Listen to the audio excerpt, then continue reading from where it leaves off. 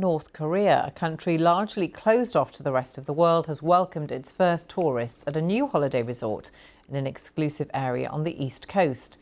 The Wonsan-Kalma Coastal Tourist Zone opened on the 1st of July and is where the country's leader Kim Jong-un spent much of his youth. BBC News Russian reporter Yaroslava Kirikina managed to speak to one of those tourists who visited the highly restricted site. She's been telling us what they've been saying. Russian tourists who first visited it are really excited. They seem to have enjoyed the holiday despite all numerous restrictions they have experienced and some issues with the tour itself. The lady I spoke to was in the first group, and it happened so that it coincided with a visit to the resort by Russian Foreign Minister Sergei Lavrov, and their arrival to Wonsan-Kalma was delayed by a day. But then they got there and they were really impressed with, as they described, flawless beach and kind of a host trying to accommodate almost every whim they had. So, very high quality resort. Why is North Korea opening this resort when it is so restrictive on who it allows in? According to experts in North Korean affairs, Andrei Lankov I've spoken to, the thing is that they desperately want some money, some actually valid currency like dollars, euros, even rubles. And obviously, they used to be quite popular among Chinese tourists before the pandemic, the COVID pandemic.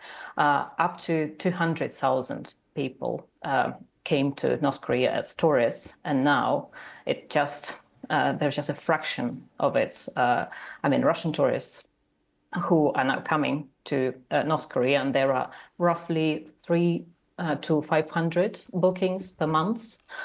They still cannot replenish, obviously, the previous tourist flow. So North Korea desperately needs some cash, and the tour itself to Wonsan-Kalma is paid partly in dollars. Is it surprising, given, as you say, how desperately the country needs money and resources, the quality of the offering there, and also things like food? How are they managing to offer high quality accommodation, food, all of those things that go into making a world-class resort?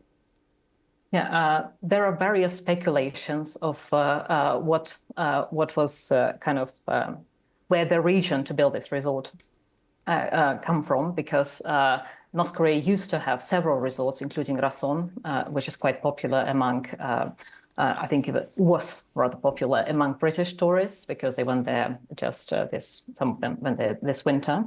But now they want to lure more Chinese, primarily after Chinese tourists in the first place, as Andrei Lankov believes.